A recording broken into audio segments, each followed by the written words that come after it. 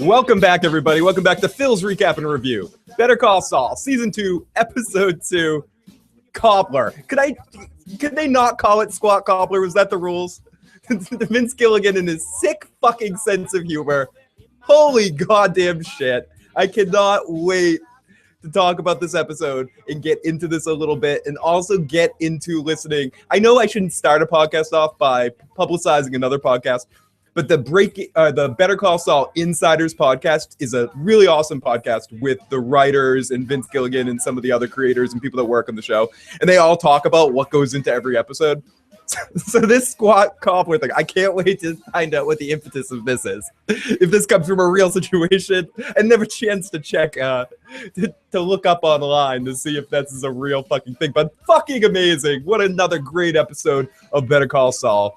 Lots of fun, a really interesting crawl and build of an episode, and it was a lot of fun to watch, and we're going to get into a lot of what happened in that episode tonight, or I am. Everybody, Joe and Katie will not be joining me this evening. Joe is a little under the weather, so it's just me. You just have me, and I, or not alone, actually. Not just me. We have a bunch of motherfucking awesome people in the goddamn issues chat. We've got Critch, Sam, Tim, Kaylana. Great to see you. Bionic Barback. We've got awesome friends in the chat tonight to talk about Better Call Saul. And because it's just me, of course, I'm not just going to talk about Better Call Saul. I can't just do that. That's not going to happen. But I do have to get up early in the morning, so I want to get right into this episode and get right into bullshitting and babbling and talking about this. So first off, as I mentioned at the beginning, everything top-heavy of this episode was in the back half. I mean, a lot of cool stuff happened in the beginning. I enjoy the trajectory of these Better Call Saul episodes. I love the slow build. It's something I, not that I forgot about, but in between seasons, getting into that slow build for each episode is something I wasn't familiar with again. I wasn't ready for what I was going to get tonight. And I'm watching the beginning part of this episode like, oh, this is really good stuff, but where's this heading? Where's the payoff? What's the freaking payoff at the end of this? What is at the end of the yellow brick road? Where's my bucket of gold so I can dip my head in there and eat the chocolate coins that is life? Why can I do this? Where is it? And it ended up being a Squat Cobbler. As Anna Banana said, tweeting me, it maybe is some of the finest words ever put together. And I was going to come out here when I heard the episode title. I was like, yeah, the Cobbler, not like that Adam Sandler movie. No, the Squat Peach Cobbler. Amazing stuff. Great silliness and way to balance. Better Call Saul, I think better than almost any show ever, balances the serious tone that it has to it, the underbelly of everything that goes on in the Breaking Bad universe, to have that whole build. And Sam can actually help me with this a little bit. There was a lot of points in this episode where it got very legal, and it sounded like they crossed their T's and they dotted their I's, like they knew what they were talking about in those moments, because it seemed like it was all over my head, like it was all like legalese when we start getting more into the interworkings of the case. I'm sure knowing Vince Gilligan and everything, they researched all that shit and made sure it all came out and makes a lot of sense to someone like Sam, who is studying to be a lawyer. So very interesting stuff in this episode. Hello, everybody. Oh my God, I saw Chuck and I was immediately annoyed at his character again. Sam says, and the whole pie stuff just reminded me of an awkward scene in American Pie when Jim was caught by his dad with the penis in the pie. Oh my goodness. Holy crap. Hey, Kayla, great to see you, man. Kayla's like, yeah, I don't know about this episode, Phil. Can we talk about something else? Some reason Cobbler makes me think of British non-Cobbler. So if this is your first time joining us and you're jumping in and watching me live, jump in the live chat, share your thoughts with some awesome fucking people. And Knob Gobbler, I like that one too. So jump in, share your thoughts about this episode of Better Call Saul and what you think so far of this season. You can also email me at igotissuesman@gmail.com. You can also tweet me at igotissuesman or call and leave a voicemail 781-990-8509. Any way you want to reach me, and you can, if you see me on the side of the road, and if it's not something too heavy, like if it's just a piece of paper or something, you can kind of throw it at me and go, hey, I have a fucking question, asshole. You can throw that. I'll accept questions that way. It's not my preferred method, but I'll take it. I just Sam says, and yeah, Phil, there's a lot of legal issues in this episode, not only with the Sandpiper stuff, but a lot of legal ethics stuff. And I feel like this show plays on multiple ways. It plays to somebody that finds Bob Odenkirk funny or charming and just loves every interaction with him. And it puts enough other comedic elements, like Price, the baseball card guy. His character's name is Price.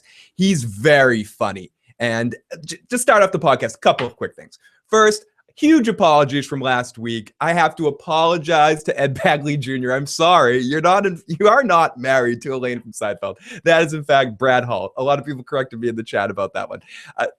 My simple mistake. I was wishing the best for Ed Bagley Jr. My bad.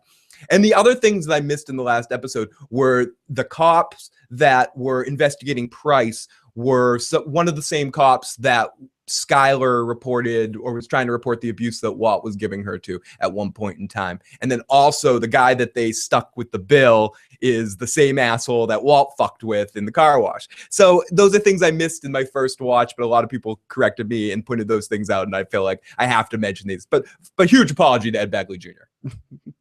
Bionic Barback, welcome. Bricks wrapped in paper, which is really interesting because I'm currently studying my ethics exam, which goes on March 19th. I found a lot of interesting hypo. You should write like a whole paper on the ethics of Better Call Saul and how it actually reflects the legal system of yada yudi or something. There's a paper in there somewhere. There's some bullshit in there somewhere. If you need help, I will happily help with the bullshit. The bullshit trade is running right now. Chugga chugga choo choo.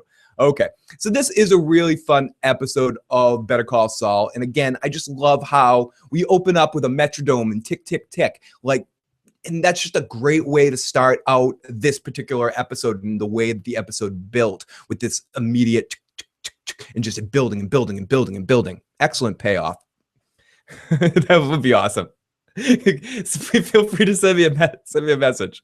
I used to work in a writing lab at a college and help students with the paper ideas. That was my job for about a year at one point. Oh, kids, okay, what you need to do is bullshit more here. Let's take the Metrodome, for instance. The Metrodome in this scene really symbolized the legal system and how things just go back and forth and never actually happen. It's just tick, tick, tick. And I get all weird with these Better Call Saul and Breaking Bad episodes where I'm looking too much into it. I'm like looking at the piece of music that David St. Hubbins over here, I mean Chuck, is getting ready to play. And I'm like, does the name of the piece of music have any important symbolism here? And I don't, come on. But Chuck does play the piano, and I'm wondering if Michael McKean actually is playing the piano there. I doubt it, but he is a musician, and all the guys in Spinal Tap really play their instruments. And I know he plays guitar in that band, but he's a musician, and he's played a while. So I wonder if that was actually him playing Lick My Love Pump, even though he's not the one that played Lick My Love Pump. But Breaking Bad caused me to overanalyze everything in Better Call Saul. You can't help but do it. It's the style in which that Vince Gilligan makes his art. And I talked at length about this, and I can't stop talking about this. After a couple of weeks, I'll get a little bit more ingrained to it again, but he just has little touches here and there. And some people could say it works. Some people say it doesn't. Like we got the Mercedes cam shot at one point in time tonight. And every time you get into a scene or you get a moment, that there'll be like an extra big close up on a little thing that's kind of extra interesting or something. And it's really fun and really saturating your eyes for a lot of stuff. One thing that they did in this episode that I really did like, it was in the Chuck scene when usually any other show would cut. And instead of cutting, they panned out to like the room that Chuck was outside, and then they cut. It's just little touches like that give it its unique style that I love about Vince and Peter Gould's style that they make. Welcome, Eric. Good evening. Bionic Barback says, everything we see is carefully placed, so we're right in dissecting every second. It's hard not to, but a lot of times, again, if having listened to Vince Gilligan talk about things, he's also just a guy that lacks things. I just wanted to fuck with the audience a little bit. And I think this is as good a time as any to talk about our character Price. Now, the actor that plays Price, I don't have his name right in front of me, but he was on the podcast I was talking about. And he was talking about how one of the ways he started out his career before he was really famous is he played this prank. He just on a whim, he was living in the middle of Wisconsin or something like that. And he decided to pull a prank and call a bunch of news stations and lie and say he was a great yo-yo person and was a yo-yoer to yo-yo to save the environment or something like that. And then he'd go to each, and then he booked all these appearances in one day. And then he went to the appearances and just started talking about like the depressing nature of life, like all in character and shit. It's fucking hilarious the way he gets told about it. And I think this is part of the reason why Vince gave him a little bit more to do in this section in the show too, because Vince Gilligan goes off about how he thinks it's the most hilarious thing he's ever seen before. That he goes on there, pretends to be some loser, and these people in Wisconsin that need to, or in not necessarily specifically Wisconsin, but just in random X town that needs to fill time on their local television stations, local city television stations, will put anybody on without kind of vetting them first. So that guy went, the guy who plays Price, the guy with the glasses, the baseball card guy. There's a big prank where it's called yo-yoing or something like that. I haven't looked it up yet, but I'll try to share a link to it in the description box below after the fact. But he's participated in some giant scam that seems to be kind of Nathan by you kind of stuff, Nathan for you-ish in the way in its execution. I'm pretty curious, but Vince Gilligan thinks it's the most hilarious thing he's ever seen. So he gave this guy, he's like, I love this guy. This guy's the funniest thing in the world. Price is the guy with the school bus. Yes, Price is the guy with the school bus for 6-year-old pimps. That is him. So Chuck starts off this opening scene playing a song, and he just seems a bit overwhelmed by emotion, and he can't finish. He goes back. It's some really cool visual effect that we get. He's probably becomes Lester from Grand Theft Auto 5. Dude, totally. So I really like, this is another one of those moments that you can see they spell it right out for you in screen sometimes. And when you see Chuck through the window, it creates this really neat effect where it looks like two of Chuck or some bleeding, like almost like if you're tripping, like a trippy sort of trails effect. And it's just a really cool dictation of his emotions and of what kind of person Chuck is, being kind of split and being kind of like a real backstabby person. And I think just with the colors and the choice of shot kind of foreshadows what we get later with Chuck just being a fucking cock. And the look on Chuck's face at the end when Jimmy's giving his speech in the board meeting, and when he just looks so disgusted that he's looking at him, I just wanted to reach over the table and beat the piss out of Chuck if I was Jimmy. Holy crap, Chuck was pissing me off tonight. And that's a credit to Michael McKean and the way he plays the character. Michael McKean, we talked about this a lot last season. Michael McKean is such an iconic actor, at least for me, because I've seen him in so many things, and I relate him so much to being Lenny or Squiggy, I forget which one he is, or David St. Hubbins, or just that Michael McKean Dick character. Chuck is the first real different kind of thing I've seen him play in a long time, and at least I forget how great of an actor he is, and he's bringing a lot to the character of Chuck and really making me fucking want to choke this guy out because of his disdain for Jimmy. But that's the weird parallel on this fucking show, because you got to question if Chuck is right. That in the sense of, we want to see Saul Goodman. We want to see the guy we see at the very, or I want to see the guy that I see at the very end of this episode when he's straight Saul. And that last scene with the cops getting Price off, that's Saul. Like he wasn't Jimmy at all. That was a fucking total, the way he was talking to him, the way he was sitting in the chair, watching the situation, the way he interrupted it. That was full on Saul Goodman to me. And ultimately, that's what we want to see. But for someone like the good guys, like Kim and Chuck, essentially, that are trying to reprogram Jimmy, I don't know. It's a weird thing. It asks a philosophical question. Should we try to conform to be what the world wants us to be and what gets us told is right, or do we stay true to the people we are? And you cannot be anyone but who you are. And I think that's what the whole beginning of this episode to me symbolizes, is you see Chuck just every time he's not Chuck, you see Jimmy every time he's doing something right, he is almost lobotomized. And at the end of the episode, you finally see the light in him. And they also parallel very well that whenever he's in these him being good scenes, it's a little darker. There's not as much color. But then when he gets into being Saul Goodman and stuff, it's different. And that's the true thing that gives him happiness. And then what is the right thing? And God fucking damn it, I love this show. I just love what they do here. I love the questions they ask. It's part of what I love about Game of Thrones, and it's a completely different show, but the sense of the no good and no bad. I mean, we have some bad people, and in both worlds we have some bad people, but ultimately in the Breaking Bad, Better Call Saul universe, the gray area is life, and trying to figure out who's right and who's wrong will drive you fucking crazy in this world. Whoa, welcome. Welcome, Mr. Jaw, Mr. Fuck-a-Jaw. What? Love that name. That's a fucking great name. Chuck is jealous. Being an older sibling, I hate seeing Chuck actively trying to root against his little brother, says Sam. I do too. It's frustrating.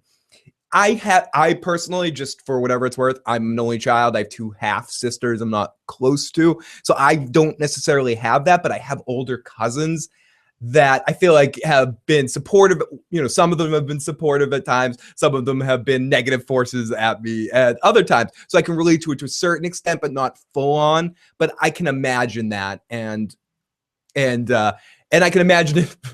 I can imagine it more from a parent's standpoint, a lack of support and antagonism from my parents, not necessarily from a sibling, but I can imagine it's almost more frustrating when it's a sibling, because you would hope that person went through a similar experience as you, so they would understand you and want the best of you. Whereas a parent, you know, they're trying to micromanaging in a way or something like that. In this way, Joe will be great next week. We'll ask Joe about his relationship with his older brother. It's a very Chuck and Jimmy situation when it comes to the basketball court, where his brother would always just get in his head and know how to kind of beat him in situations, even when Joe got to be better and knew he was better at different things. His brother would kind of get under his skin in the right way and know how to put him on tilt. And no one can put you on tilt like the people that know you the best. It's true. That would he always had to help Jimmy. Now Jimmy is succeeding. Snitches. That I've seen people doing that. YouTube will shut you down immediately. There are many sites on the internet that you can find those kind of things. So I don't know any sites that stream them, but if you wait like a few hours, it should be posted somewhere. Chuck is a hater, says Eric. Tim says, wait, Joe has an older brother. Yep, Joe does. Joe definitely does have an older brother. He has a older brother, and then he has a slightly younger cousin that is like his brother. That both of them are really great dudes and good people. But yeah, Joe has an older brother. YouTube phone. No, yeah, whatever, dude. That's what he's. So, anyways. So Chuck's playing the song, David St. Helens, but he's overwhelmed with emotion and he can't finish. We go back to that really cool effect in the window, as I mentioned, that it is really cool. It's a good visual effect. He continues to play and he stops. He keeps stopping, and eventually there's a knock on the door, and it's Hamlin.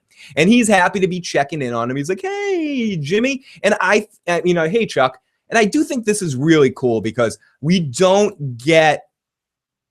Of course I do. I mean, what are you talking about, Stitches? Of course. What? Speaking of which, hey, smoke weed every day. I don't know what you're talking about. So Hamlin says he's happy and checking in on him. And I think this is really cool because we never get Hamlin with Chuck like this last season. We hear Jimmy and Chuck talking and Jimmy and Hamlin talking about how Hamlin went to go visit Chuck. But I don't think, it's been a while. I didn't rewatch this season recently. I probably should have. But I don't think we actually get to see Hamlin bringing Chuck his stuff, which is a really cool moment in the episode. And And just this scene in general, seeing the two of them interact, they have a really cool chemistry. And the actor who plays Hamlin does an excellent job at playing really humbled by Chuck and really like a little school kid that's meeting that special person for the very first time. It's meeting their teen idol or something for the very first time. Like, oh my goodness, Chuck, wide eyes, holy shit. Yeah, what gave it away? Funny quick story about that. I was once working at this establishment, and I went outside after the day's work when everyone else was doing said hippie activities outside, and I started to do hippie activities too. And the cook was like, "Dude, what the fuck? What are you doing?" And I'm like, "What do you mean? What am I doing?" And he goes, "I didn't think you look like the type." I go, "I don't look like." I was almost offended. I was like, "I don't look like the type." What are you saying? I was like, "Jimmy." I'm like, what? What, Mike? You didn't call me? You didn't call me? I was afraid to be. I was insulted that they wanted to hire me for the regular job. No, it was. I was a babyface, clean shavy at the time, and had short hair. So, to be fair. Dun, dun, dun, dun, dun. So okay. So anyways, they get their pleasantries together. Great to see them get together. Not something we did. Chuck wants to maybe come in next week, but you can tell they've had this conversation before, and Chuck never actually comes in next week. Hamlin, they do the food ritual. They talk about the case, and eventually they talk about some legal stuff in the case that went over my head a little bit. Excuse me. And then eventually they went to Jimmy. And Chuck asks, "Oh, have you seen Jimmy? How's he doing?" Hamlin says, "Yeah, I did talk to him, and he's working for Davis in Maine. He's really working hard."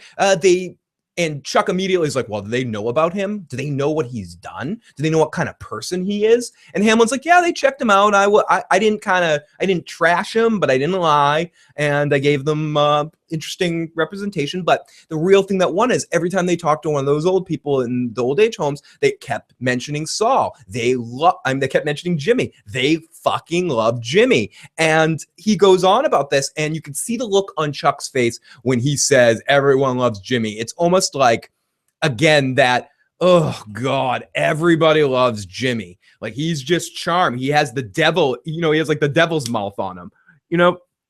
It's like, it's in the movie Great Balls of Fire with, sorry, I'm having a little bit of technical difficulties for a second. I'll fix the camera in a second. Yeah, I did, Sam. I had very, very short hair. I definitely had, I've shaved my head from times I've had my hair long. I've shaved it a couple of times. By the way, Phil's never had short hair. Yeah, you don't want to see it. It's not a pretty sight. But I've had my hair completely buzzed. I've had like a little cheesy mohawk. I did one of those stupid flea things in my head once. Yeah, it was horrible. My hair has been orange, oh God. Oh, horrible shit, dude. Horrible shit. You guys don't want to hear about that crap. Yeah, I was born with long hair and jeans, in a flannel, in a beard, in a gray beard. I was born with this. Just a full beard came out. Someone needs to do a Photoshop of that. Holy shit. And Phil does not wear pants. You were right. Sorry. Nope. No pants. No pants. I'm like Judge Harry Stone on Night Court. I don't wear pants below the bench here, folks. Regardless of what you may have heard or may have seen, it doesn't happen. When Bull calls order in the court, in this fucking courthouse, the court of issues here. I love you guys in the chat. Thank you, everybody, for joining me tonight for this very fun Better Call Saul episode to just get silly with. We were talking about something like squat cobblers, and episode's basically called Squat Cobbler. You can't not get silly. Phil doesn't wear pants when he does the show. That's true. I do wear pants sometimes when I go out. Stephanie makes me. Other people sometimes. The law makes me. That court order prohibits me to leave the facility within 50 feet of my house without pants on. But once I get that cleared up, I have my lawyer on appeal on that one. We could really we could really get a petition together to allow Phil to leave his house without pants. Yeah, exactly. Okay, so here we go. So eventually they talk about Jimmy. It's just a fun scene, as someone said in the chat, a fun scene between two colleagues that have like a lot of history.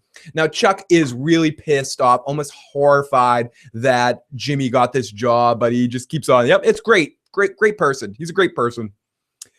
He goes on, Hamlin goes on to say that Kim kind of pushed for it.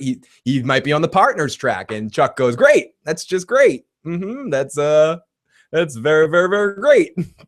Hamlin says goodbye, and Chuck is angry as shit. Jimmy didn't quit, and he goes back to trying to play the music, but he's just pissed off, and we just hear the tick, tick, tick, tick, tick, and we just cut right away. And this is the scene I was talking about. Instead of cutting immediately from Chuck doing the dun, dun, dun, dun, dun piano playing, we cut out of the room, and then we cut out to the scene. It's just a little thing that just makes a difference, and it's fucking awesome.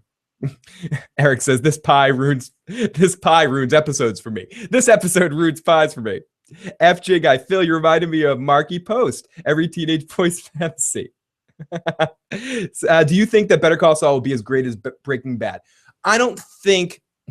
I know some people that enjoy it even more. I think it's a taste thing. I think I've mentioned this description before, this example before, but I feel like it's like some cook that has like a really awesome signature dish, and Breaking Bad was that signature dish. Everyone loves it. We'll call it like blue ice cream, blue meth ice cream. Or a really good cook knows how to deliver it. Better Call Saul is another dish. And some people might be like, I like this dish better.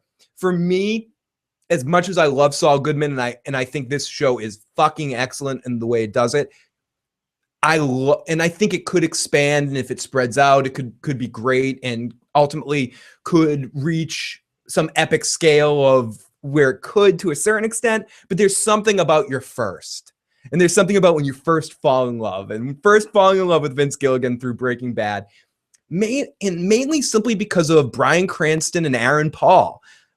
Like those two just have that extra level of chemistry that you don't get very often in any kind of TV show or movie. The odd couple vibe, the whatever. And to me, for my personal taste, it's going to be hard for any show to match what Breaking Bad did with those two characters for me, loving what I was seeing and just the ups and downs of emotional turmoil that show brought me on. Better Call Saul, maybe better out of the gate at doing what it's trying to do. So all in all, by the numbers, it may be a better show at sometimes. I know that's weird to say, but I don't know. It's a good question. It's a good fucking question. And something that I love both, man. No, but Breaking Bad probably up there is my number one or number two favorite series of all time. It's going to be tough for Better Call Saul, even if it's as good as it gets, even if it cracks into that top 10 or top 5, it's going to be tough for it to match, for me personally, Breaking Bad. Phil knows and I understand Tim's thing about it. Eric says, blasphemy!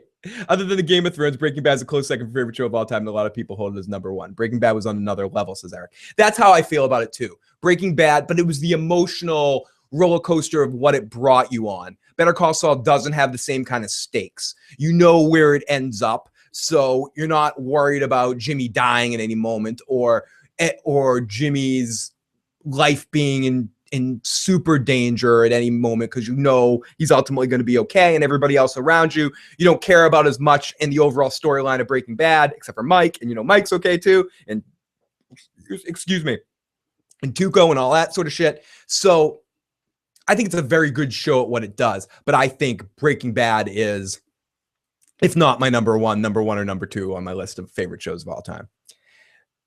Breaking Bad was on another level. Cool Breeze Production says, Mike scenes remind me of Breaking Bad. Me too. I feel like when we get into the Mike stuff, it gives you a little bit more of that exciting, on edge feel. Tuco Salamanca, yep. Yes, see, people are able to have differences in opinion, because I think The Walking Dead is not a good show, but a lot of people like it. Breaking Bad just had that intensity fact. Perfect way of saying it, FJ guy. Breaking Bad had probably more intensity than almost any series ever without coming off as pulpy and fake. It was able, or at least to me, it was able to keep the level of pushing intensity and just kept you on the edge of your seat, especially as the series went on, like a Better Call Saul episode. Breaking Bad sort of started low, built, bam, bam, bam, bam, and just kept shooting, and oh my goodness. Fucking A. Whereas Better Call Saul is something you open the wine bottle up, you let it air, ruminate the room, and then you taste it, and it tastes so fucking good. And they're both friggin' delicious, amazing treats. There are rules that must be followed for a pre-show. A prequel is always much harder than present day, even as future says by 100% true. And it's always tough. Like I think the better question, or not the better question, because it more suits the needs of what I want to say here, is Better Call Saul already the best prequel thing ever made? Or could it possibly be the best prequel thing ever made? And I would say for me, it already is. I'm trying to think of anything else that just pops out of my mind. The Godfather 2. The second half of the Godfather 2, the De Niro parts where he's playing young Vito Corleone. Okay, that in Better Call Saul are the two best prequel shit ever done for me, and that's saying a lot. Okay, if I'm putting Better Call Saul in the Godfather 2 category, that's some high fucking praise. Better Call Saul will rise in intensity the longer it goes. Will Saul is so much better than fair. Most anticipated. Breaking Bad had no rules, moving us into an unknown universe. Absolutely. Great points by all in the chat. And I think what's the important thing to always remember, and it's great, so someone could be like, yeah, you just enjoy both. And I do enjoy both shows. But I think part of the fun of watching is ranking and thinking about these things. I know some people, but no, it's fucking part of the fun. It's really awesome to be able to do that and think about it like that, and think about where it ranks with other, because I think prequels for the most part have been not the best form of entertainment, really. So there's been a lot of fails on prequel type things, and to see one done so well, it's tough. It's not as easy as shocking people with this universe for the first time and discovering things as you go. This show very, very easily could have been a complete bust. Complete piece of shit. You wonder initially, in the initial concept, where this was going to be a 30-minute comedy, more of a situational type of comedy, set up like an Arrested Development style, not with an audience. I mean, more of like, the one camera sort of sitcom, not a 3-camera bump. But still, like that could have been bad if Vince Gilligan didn't step in and be like, I want to take more of a creative part in this episode. Godfather wins everything, says team. Yeah, it does. Yes, need to include the Godfather in prequel territory. You have to.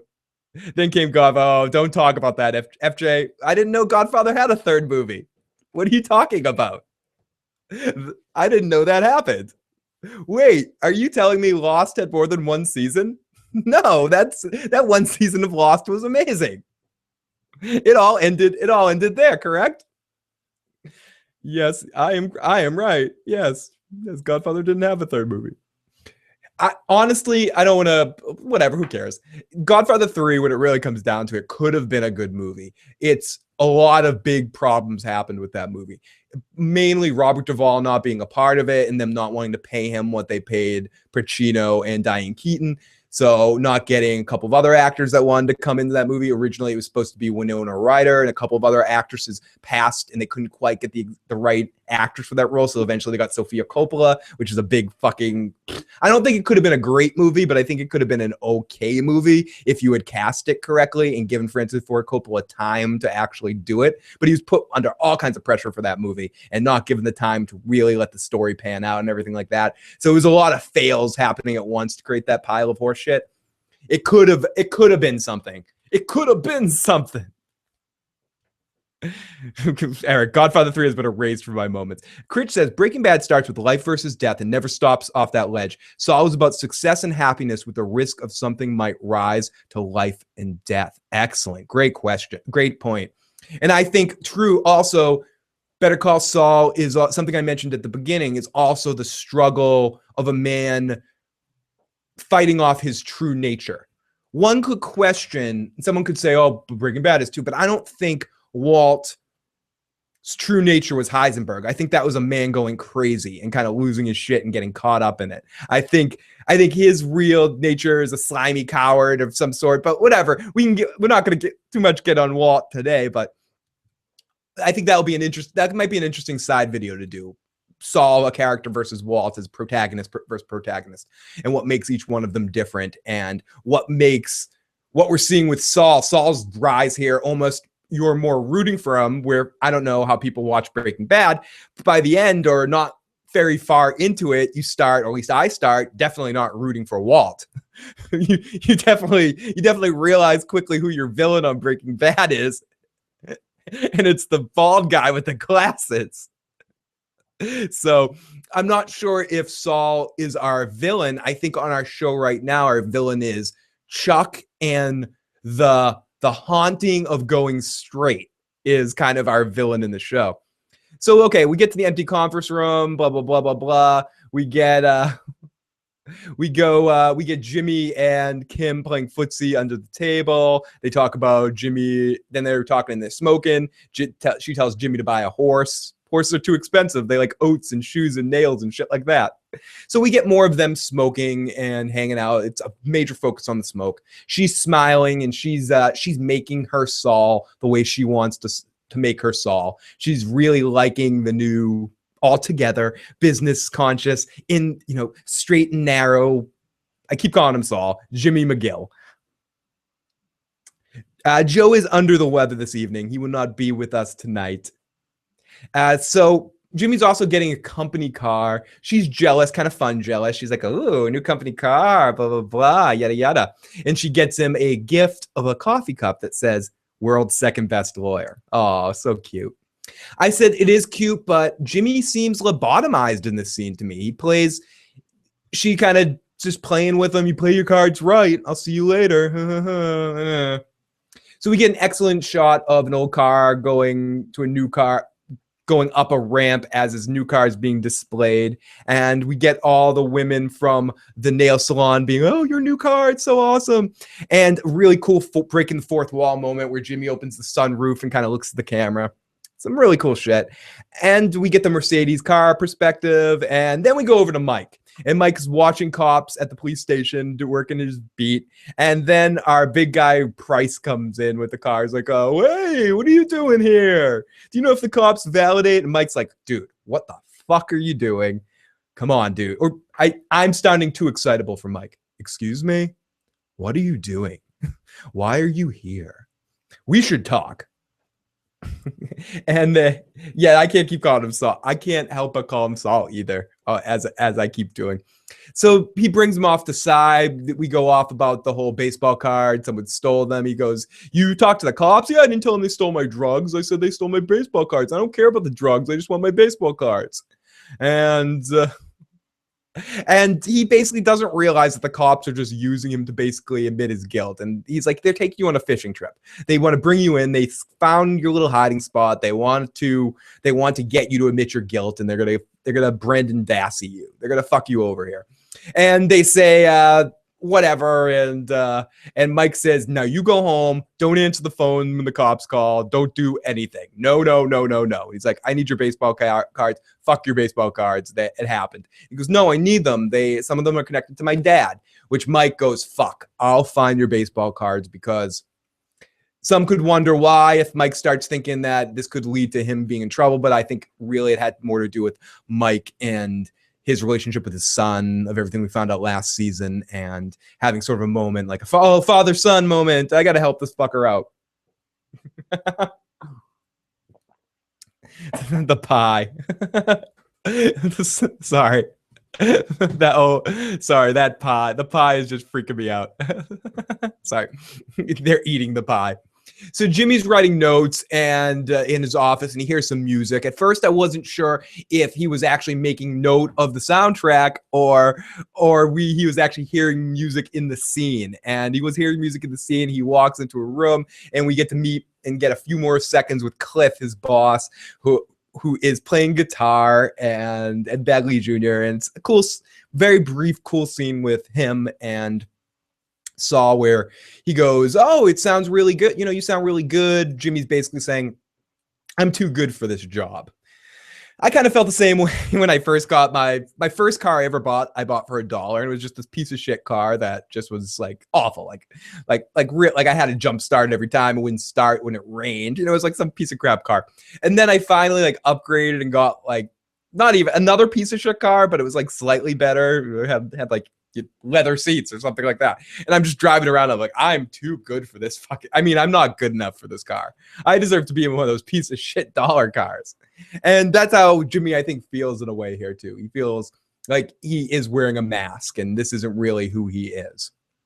Critch says the squirming wannabe drug kingpin is the designed victim face planted in the schoolyard of life. Sam says, good thing I'm on a diet and pie is not involved in said diet. I could never look at a pie the same way. Oh my goodness. Okay, so now Mike is getting some info about the situation.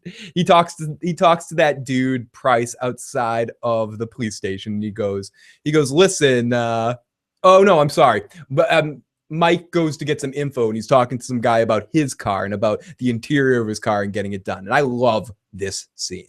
This was a really cool scene with Mike and Nacho and Nacho's father. Both Nacho and Mike play it great as they come out, and Nacho's having this whole conversation with his dad about how Mike's car is a piece of shit and how he doesn't want to rip him off. And you get a feeling that, again, show me, don't tell me.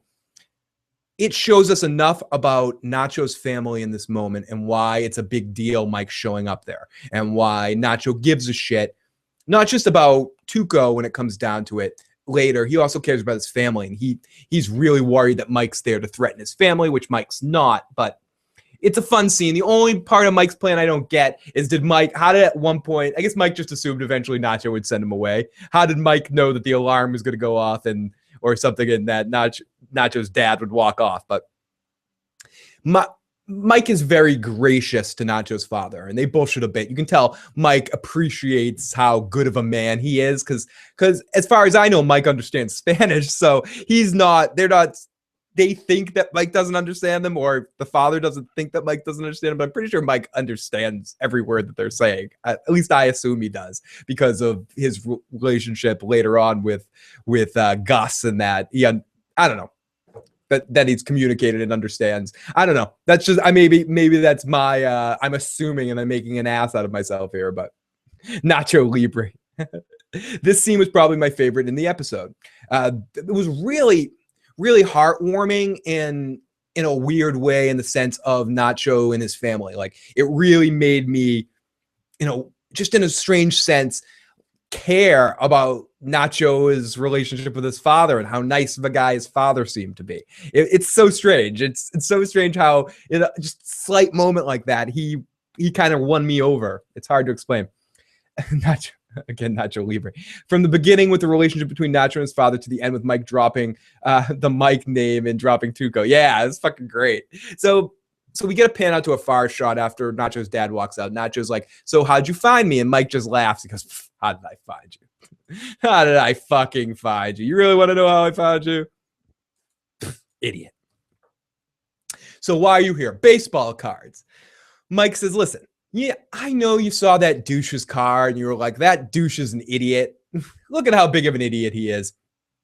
I don't want to do business with him anymore. And you know what? I'm going to rob his ass too, because he's a dumbass and deserves it. And Mike goes, but now that you underestimated the level of dumbassery that guy has. He's like next level dumbassery. So he went to the cops and we got a problem. And Nacho goes, that sounds like a you problem. That doesn't sound like a me problem. Mike says, listen, seems like we have the carrot and the stick situation. And Nacho goes, what are you trying to threaten my motherfucking family? And Mike looks at him and goes, it's almost like in The Princess Bride when the masked man, when Dread Pirate Roberts doesn't kill the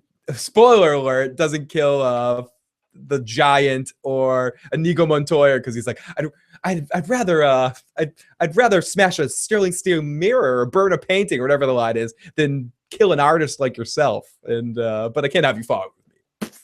But Mike kind of is basically saying, I wouldn't hurt your family, dude. I have a code. Your dad seems like a nice guy. I'm not going to do anything horrible to your family. You and I have a problem. Let's see if we can both rip this fucker off together. Just listen to me here. Listen to what I'm offering you before you straight up tell me it's my problem to go fuck myself. I don't like this guy either. Come on, let's fuck this dude over. Have a good night, Bionic. Thank you so much for checking out the cast. Talk to you soon. Also, the school bus for 6-year-olds pimps is also a great line from that scene. Yeah. Because he's driving. Why? That guy that's driving around school bus for 6-year-old pimps. Or that's actually, I think that's later in the scene when he says he's going to chop the car and Price is like, "Whoa, you're chopping the car." He goes, "Yeah, I wouldn't be caught dead driving around in that. That's like a school bus for 6-year-old pimps." AKA referring to the Gus life, AKA a subtle Breaking Bad reference. From the beginning with the relationship between Nacho and his father, at the end, Mike dropped the name. The big stick. The big stick, the Tuco stick.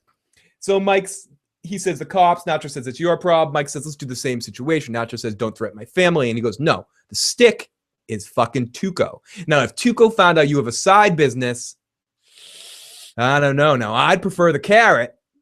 So listen, why don't you give me the baseball cards and you give me 10 grand and you net 60? How about that? And Nacho's like, how the fuck does that work? And we cut. And I just love the way Mike handles the situation. So calm to the point, and we know Mike's whole life, even to the point of dying. Walter, just leave me the fuck alone. He's just so calm, so calculating of the situation. Mike is who, in my mind, I wish I could be in the horrible situations in life. Just very calculated, very okay. But I'm more like Jesse Pinkman in bad situations. Oh, shit! So, but in my life, I wish I was more like Mike. Like, very calculating, very calm when I need to be, very blah, blah, blah. But no. Mike is next level amazing. Mike is great. And Eric, you're right. Mike is great. And I think Mike is that extra something special. If Mike wasn't in this show, I'm not sure if I'd love it quite as much. He brings the intensity that we're talking about, that Breaking Bad has in spades, to what Saul brings to Breaking Bad, which is a level of comedy. I think Mike brings comedy to Breaking Bad as well. And I think those two, and that's what's funny about it, minus Jesse and Walt's obvious relationship, and also Skinny Pete. And Breaking Bad's a funny show. But the two of the bigger comedic elements, and two of the bigger, especially towards the later half of the series, is Saul and Mike. And to carry them over really brings, in those later seasons when Saul's trying to orchestrate the three of them with Jesse, Mike, and Walt's kind of criminal organization post all the Gus stuff. In those moments, we get a lot of interactions between them, and seeing that expand here in this universe, or decompress or whatever, go backwards in this universe. And it was a good coup getting Mike on this show, because it just connects us to that other side of the world of the New Mexico Albuquerque thing, and allows us into that excitement to hear words like Tuco and stuff like that. Sam says, I wish I was more like Mike too. I'm more like Saul minus the moral ambiguity, aka I often say too much and try to talk myself out of a situation, end up sometimes getting my foot in my mouth. Oh, I might have a little bit of Saul in me as well. Or I have a little bit of Saul in the sense that I think a lot of times I think I can talk my way out of any situation. I'll put myself in bad situations just to see if I can talk my way out of it. It's an asshole move. Eric, have a great night. Great to talk to you. Thank you so much for checking out the stream. So I just love the way Mike handles situations. Ticking time clock. We get a close up again, and a staple of this show I wrote, like when we come into a scene, we tend to get like a very big close up and then a pan out in this. There's something on the ceiling. Chuck can't sleep. He just feels like it's his job and it's his duty and his calling to be able to be out there stopping Jimmy. And his helper Ernesto brings his things, and Chuck's like, we're gonna go. I'm going out. I need to go out. And I thought the funniest aspect of this scene is that he's gotten a blazer with the moon blanket as an interior, as a liner to protect him, so he doesn't have to go out with the whole big moon blanket. Now he's got a coat with it on the inside. Sorry, that shit just cracks me up. FJ says Mike has bigger balls. Mike is like, oh, so Mike is like Baelish. Mike has bigger balls. No, I'd say Mike is more like if we're comparing him to the Spider or to Baelish, I'd say he's more like the Spider, more calculating but coming from a good place, like waiting, just wants the overall good to happen. Whereas I think Baelish obviously wants insanity, wants it all to burn down so he can rule. I don't think Mike has any caring about being in charge or anything like that. Mike just wants to be in charge of what he's doing and help everybody to do what he feels is right. So I'd say he's more of a Varys if we're comparing him. But if you're either a Elvis person or a Beatles person, if you're a Varys or a Littlefinger, he's more of a Varys than a Littlefinger. Sam says Mike can be Baelish-esque, but never saw that sort of connection before, but definitely works. Mike has bigger paws. What are Mike's thoughts on ladders? Sorry, I was thinking the eunuch. I was confused. Good question. And okay, so Price is then we cut over to the Price selling his car. Price is selling his car or giving his car to Nacho for a swap of the baseball cards. And it seems like Price is starting to get it, but he's still talking. He's like, oh, you're not going to chop the car? And Nacho goes, no, I'm not going to drive that thing. It's like a school bus for 6-year-old pips. I would not drive that piece of shit. Mike is a fallen angel, cynical, powerful, declared evil, but still wanting to be an angel. Excellently said, Critch. Cool Breeze says, Chuck needs a tinfoil hat to match that place. He certainly does. A little, I imagined it like a little pirate's hat or something like that. You know, like it's a little one of those little hats that you make out of napkins and stuff. And you put on kids' heads. Sam says, oh, Phil, something to check out. I'm not a fan of Baelish myself, but there are some videos on how Baelish can be the hero of a Game of Thrones series. Ooh, interesting. Please, if you come across any of those, share them in the community, in the Google Plus community. Okay, so Price is going on and on about his car that he's selling and giving to Nacho. It's a great vehicle, blah, blah, blah. It's going to go to the chop shop. 6-year-old pimps. I would not drive that piece of shit. Mike's like, okay, come on. This is funny, but let's get this going. And let's exchange cards and keys and everything like that. Price goes to his cards and immediately gets into looking for his car. Okay, is everyone here? Is Mickey here? Mickey, you're here. Oh, Mickey's here. Everyone's happy. Everyone's great. And Nacho says, Mike comes up to him and reaches out, and Nacho hands Mike the 10 grand in an envelope. And what does he think about it? Oh, chaos is a ladder. Sorry, Tim, I misread that. I would say Mike does not think. Mike thinks order is a ladder. If order of his control. Mike's one of those people that's a control freak. He wants it done exactly his way because he feels like if anything gets out of his control, bad shit happens to people he cares about. So he can't have anyone that fucks up the apple cart, which I can imagine, is what eventually attracts him to working with Gus, which hopefully we will see at some point. Because Gus is someone that's so consistent, someone that has someone you can count on, someone that's going to do basically the same thing unless you fuck him over and show up at a crime scene, then he's going to slit your throat in front of his cooks or something. But ultimately, you could tell if Gus is probably the type of guy that Mike enjoys working with because he allows Mike to do things his way and doesn't give him anything shocking to be popped up. Yeah, he got upset with Mike. He tried to upset the balance and get rid of Gus. I want Gus to appear so badly in the last season of this show. Me fucking too. Having talked to a couple of people have said this. He's said this on many occasions, not just in the video of me being too nervous to actually ask him a question. Mr. Gus, are you awesome? This is me asking questions in those videos. Hi, particular star. Let me ask you a question because I'm so when you were in that TV show Breaking Bad, wasn't that awesome? When you blew up, wasn't that cool? But he says he's not interested in coming on the show for kind of like a one-off situation like that. He's only interested in coming back if they gave him an episode arc and gave him something really interesting to do, like the Rise of Gus story arc or something like that. So I'm hopeful. We talked about this a little bit last week. What I'm not optimistic about, but more more think might happen is you'll get another spin-off or a companion series or something, and you get Polos Hermanos series or something like that. And that's basically all from Gus's perspective, where you get some crossovers with Mike and Saul showing up there as their relationship builds and stuff. But not that I don't want it to happen. It would have to, but if we do see Saul Gus show up, we know he's in for some interesting stuff, because the actor won't come on the show unless he has some interesting things to do. I want Gus to appear, and young Jesse would be cool too, because Jesse's the one that I am willing to bet Jesse shows up before the end of this year. If I was a betting man, I would probably put money that Jesse's going to show up. I talked about this a lot last season.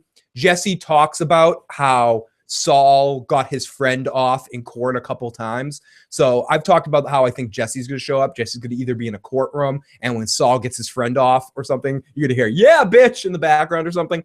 Or I think maybe Saul will run into a bar somewhere with Jesse's band playing in the background. I think might be cool, because we never actually get to see his band play, but we hear a lot about it through Breaking Bad. Jesse's the band that Jesse's the drummer for, and if you have him playing drums, you could have him give him hair and a beard, and like he could hide his age a little bit more if he's behind a drum kit too. So I don't think we're gonna get like major Jesse, but I think having some sort of crossover with Jesse like that is extremely possible. So let's get towards the home stretch of this episode, as Nacho says, our business is concluded, and he whispers to him.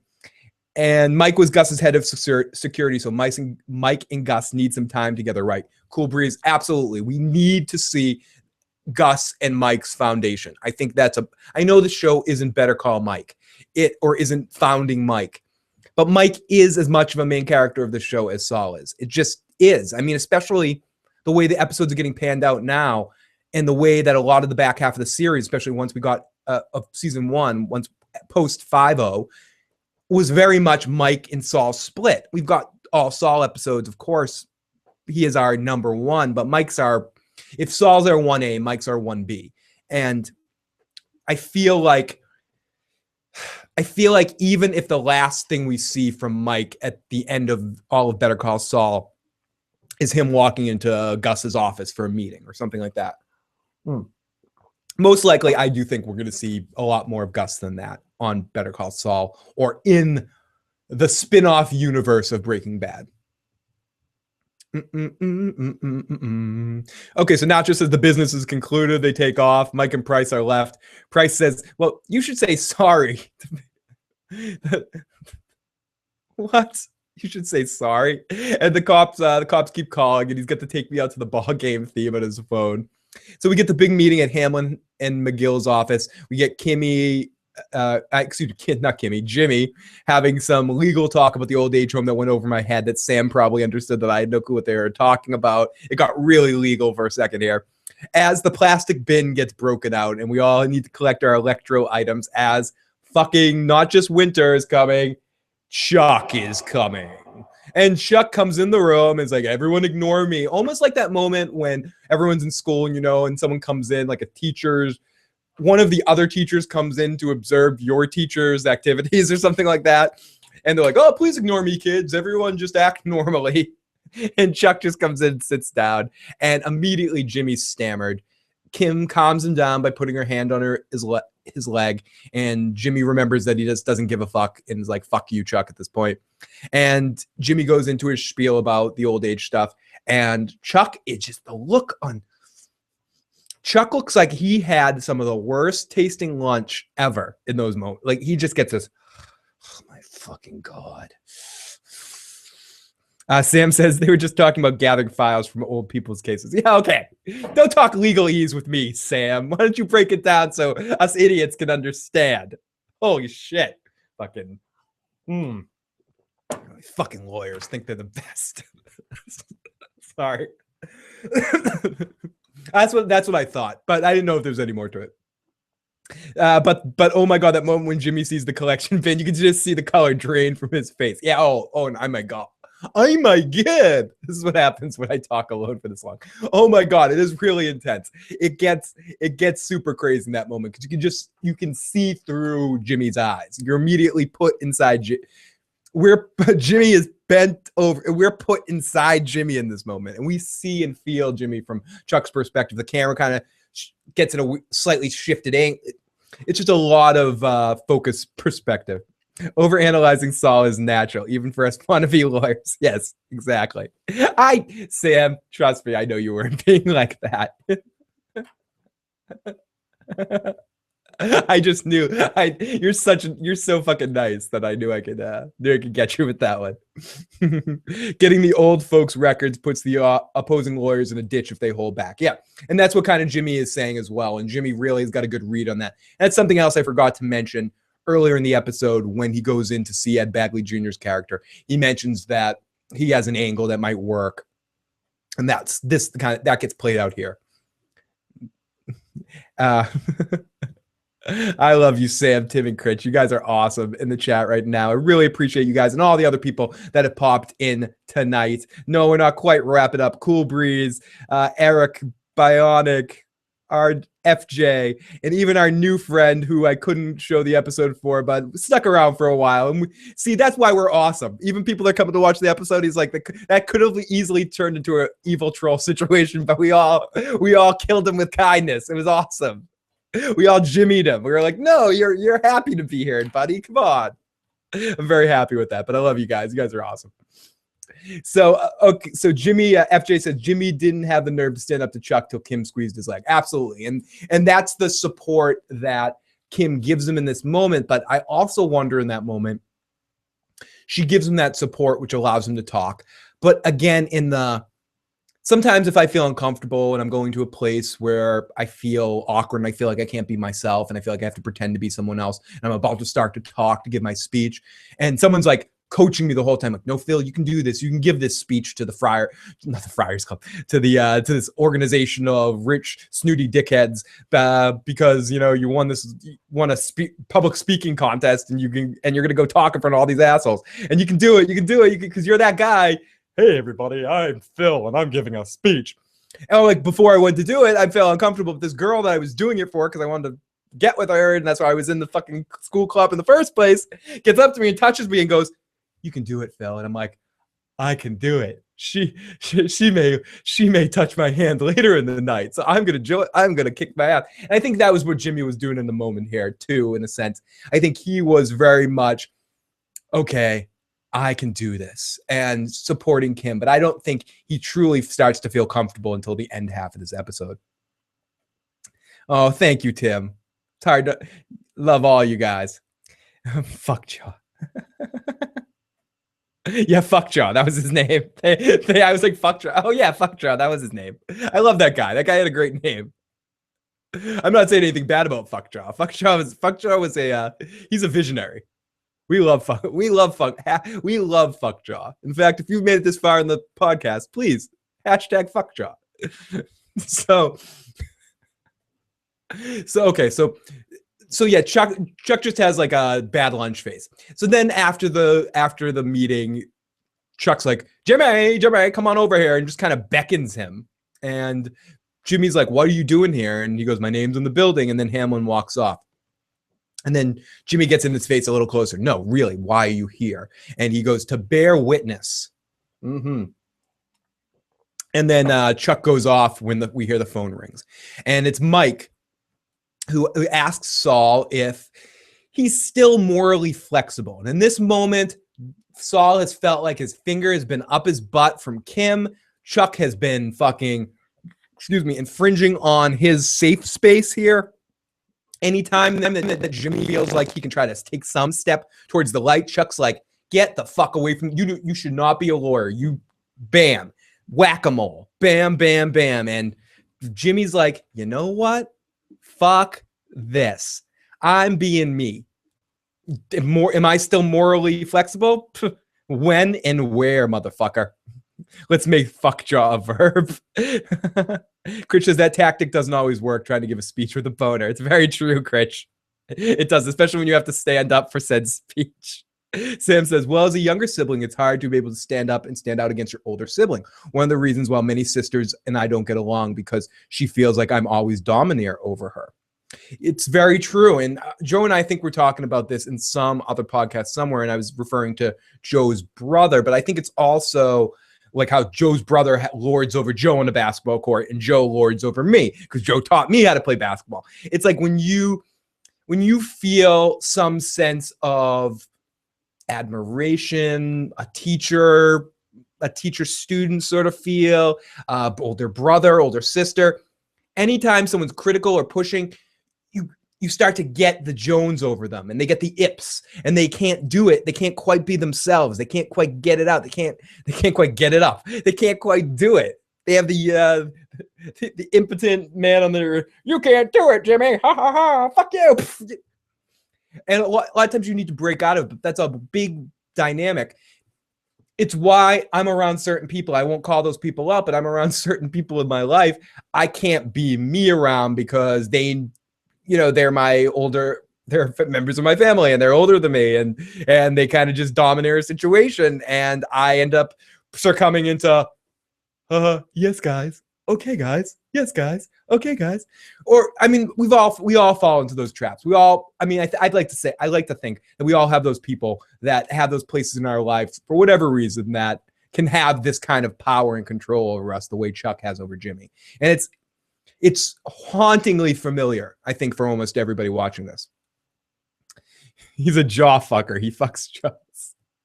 So someone as nasty as Chuck would be 10 times as intimidating for Jimmy when he's in the room. Yeah, especially someone who's in such control of the legal field, in such control of the office, is so admired by everyone else that's around there, and is someone that knows, also is immune to any form of slippin' Jimmy bullshit. Like, knows every trick he has, and knows no matter how much he tries to pretend that this is really who he is, he won't be able to not do the thing that he ends up doing.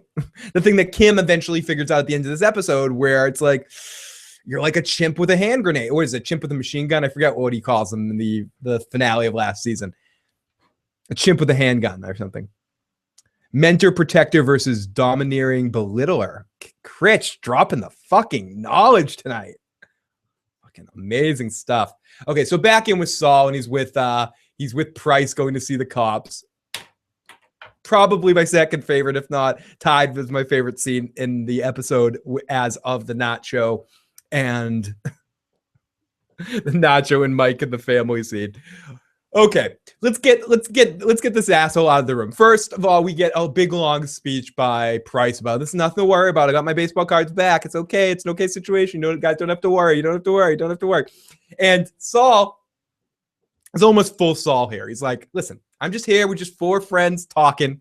Nothing happening here. Like, straight from the beginning, right when you get in the city, you see him sitting back in the seat like this.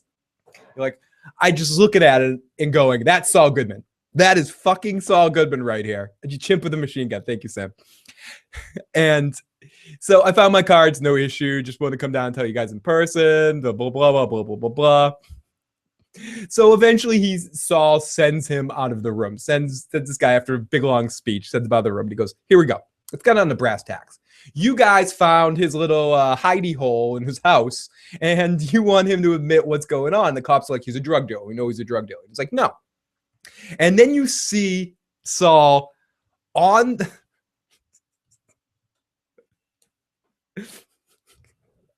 just on his own, like, you see the chain of thoughts. And what I love about this is they don't just make this something he went in there thinking about to begin with. You see the whole mindset of him coming up with this, playing with these cops, knowing that he has them in his palm of his hand, knowing he had the fucking straight flush in his hand. He was just ready to throw it down at any play. Just like, he's got a situation. He didn't want you to know what's in there. He's got a patron, a rich patron. Let's call this an artist.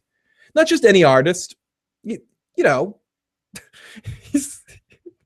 It's a personal dispute between him and my client had an argument with a very wealthy guy, an artist, paintings. No. It's a digital media.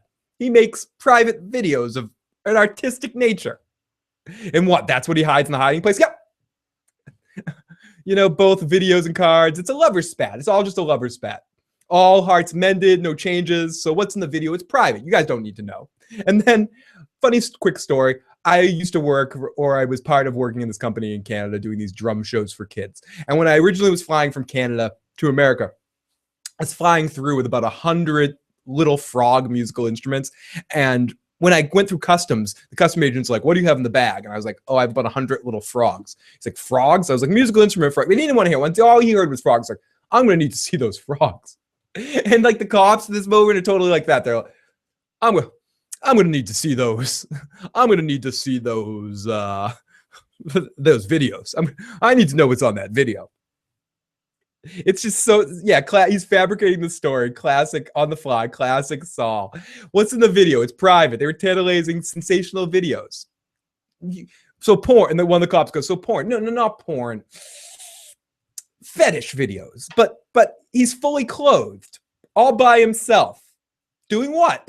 And I love how he has the cops on such edge, like they're listening to a story. Like I'm telling you, like the best story of the world. And the cops like, sitting in his seat, like, yep. Come on, man. Tell me what was he doing? And Saul goes, squat, cobbler. I love how he says it too. He's not sure about it. He's like, squat, cobbler. You know what that is. You're cops. What? And the cops are like, we don't know what that is. He goes, a Hoboken squat cobbler. You're cops. A full moon pie. A Boston cream splat. A serious simple Simon. No, a serious simple Simon. The man, the Dutch apples, not speaking English. A man I'm not speaking English. The man sits in a pie and he wiggles. Well, sometimes they use mayonnaise, different things, different places in the world. And then he cries. Well, sometimes they cry, sometimes they don't. And one of the cops goes, you mean like an apple pie? And Saul goes, well, I'm not a filmmaker, but I do know that there's costumes involved.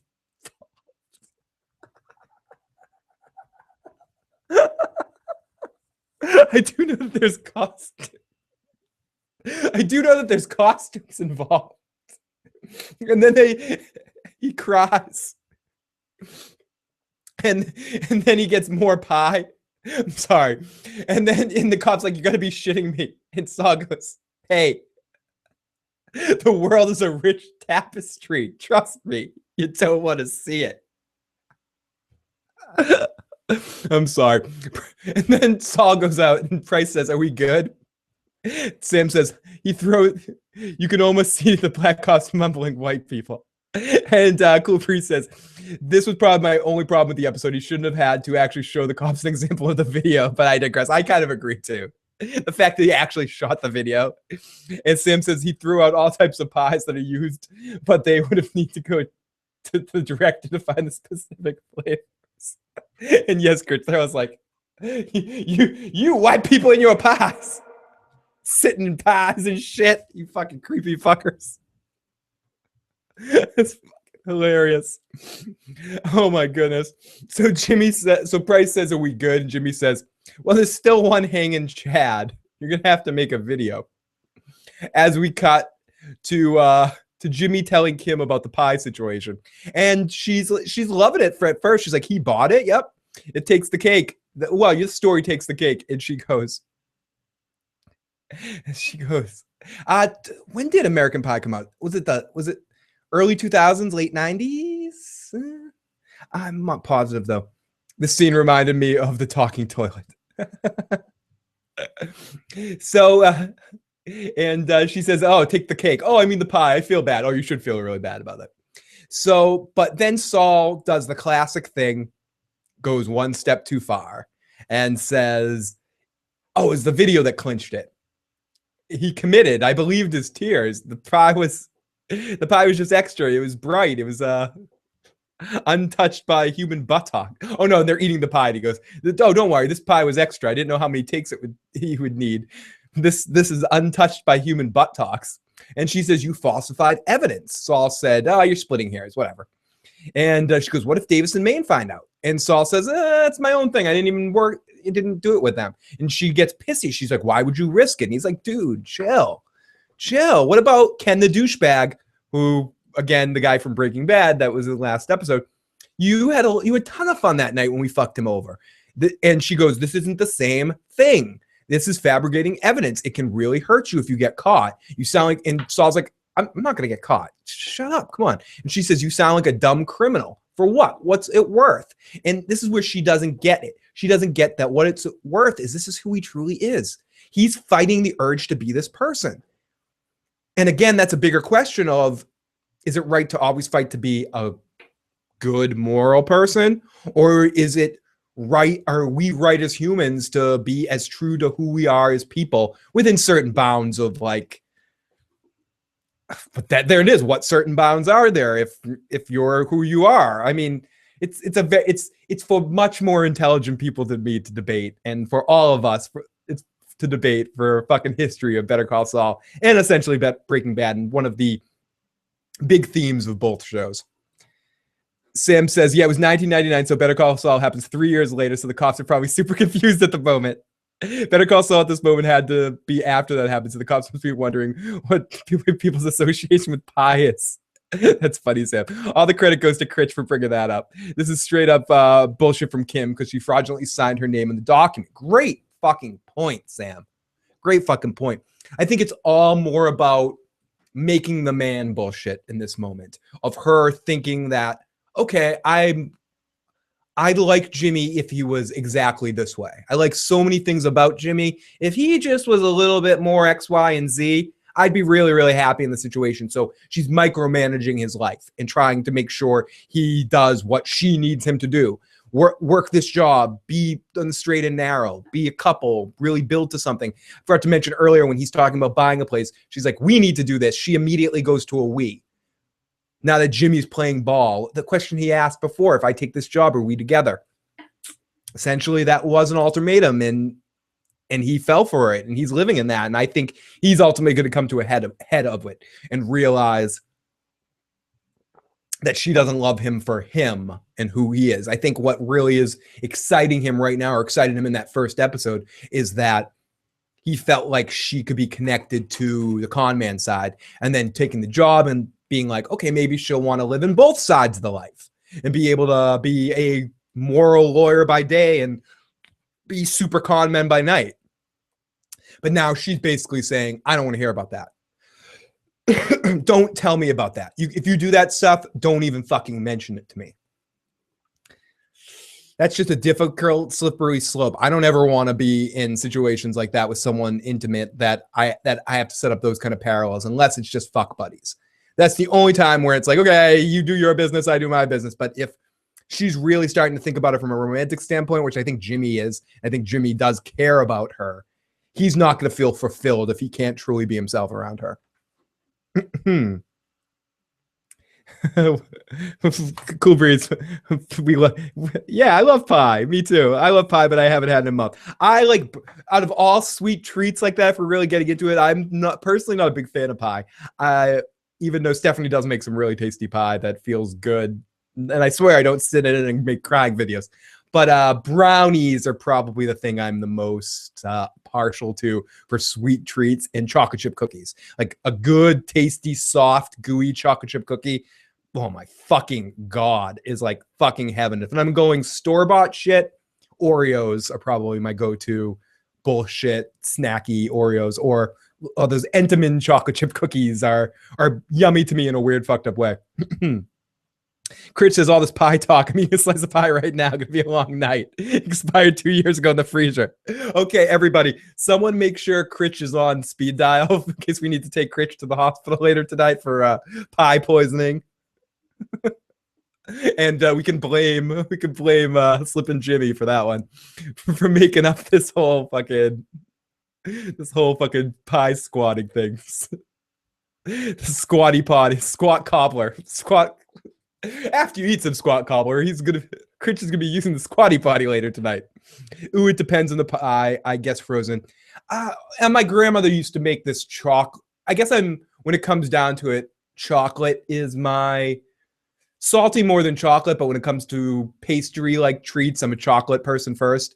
My grandmother used to make a really tasty like chocolate pie where the crust was those like chocolate wafer cookies, and the whole like underneath was chocolate wafer cookies, and then the actual inside was It's like whipped chocolate marshmallow tasting deliciousness. My cousin Emily makes it too now, and she does a very excellent job. But it's sort of the family pie. And I will not be making a Senate. Actually, this episode really wanted me to gave me a feeling of wanting to do this though, for a funny, silly video of like doing a squat cobbler just for shits and giggles. like just doing it.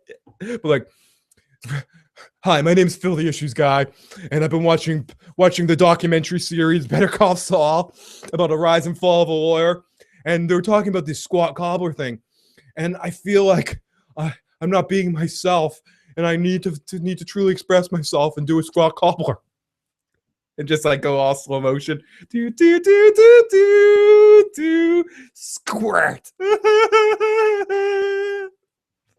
I might have my next video project.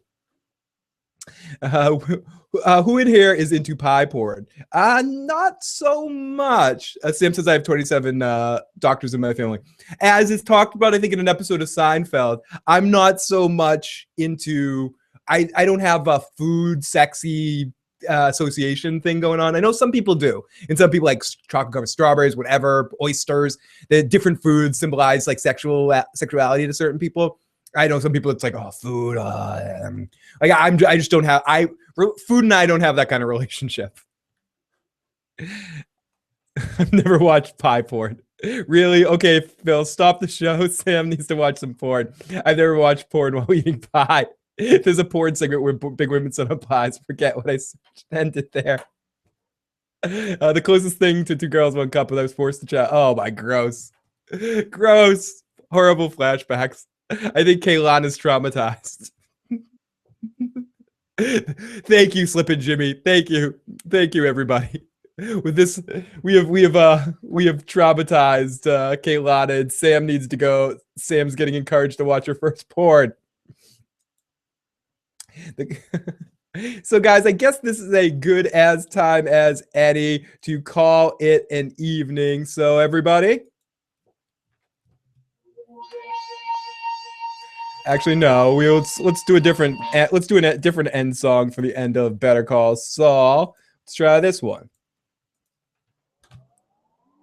Everybody, thank you so much for checking out this episode of Phil's Recap and Review, Better Call Saul Season 2, Episode 2, Cobbler. If you haven't already and you enjoyed this video, please hit the subscribe button. If you have any questions, Tim is recapping porn. It's time for Tim's recap of porn. But everybody, thank you so much. If you have any questions, please email me at igotissuesman@gmail.com. Any questions, ideas, suggestions, insults, whatever, we'll take it all. Comment away on this video. Let us know what you thought of Better Call Saul. If you have any questions, you can also email me. I mentioned that. You can also call, leave a voicemail, 781-990-8509. If you haven't already, like this video, hit the like button, hit the subscribe button. And I will be back very soon to talk about some more fucking shows. Later, Phil. Way to hold up the show solo. Thank you. It's fun. Have a good night, guys. Dick drop. Yeah, dick drop time. When is the next recap of Game of Thrones? I know Sam and Kaylana have been asking. Nights are rare coming there. The days are long and full of shadows. I think what's going to be happening with those is to expedite the process. I am going to experiment with doing something. I am going to bang out those reviews. I'm going to do them in early hours of the day. I'm going to do them as almost maybe like morning, early afternoon reviews, and kind of spelled out because nights have been difficult with a lot of other shows going on and stuff like that right now. And I want to try to get at least through season 2. So I'm going to try to zip out those as reviews. If Joe is around, he'll be joining me. But if not, I'm going to do a season 2 at the end of season 2, do a recap with Joe and Katie on recapping the final 5 episodes of the series with them of like the whole half, just so I can kind of get through it. And then in the off season, we're going to get into season 3 with Joe and I doing those again. But I want to get through season 2. I promised, and I want to fucking do it. So I'm going to kind of put my mission to myself and almost like, I'm not sure if it's going to be next week or starting next week, but I might do like 5 bunch in a row every day. Like wake up in the morning, get up, come out, talk about Game of Thrones. So just to kind of get those going. So fucking look out for that, everybody. And if you haven't already, join the Google Plus community as well. Keep in touch. I love all you guys. I will talk to you all very, very soon.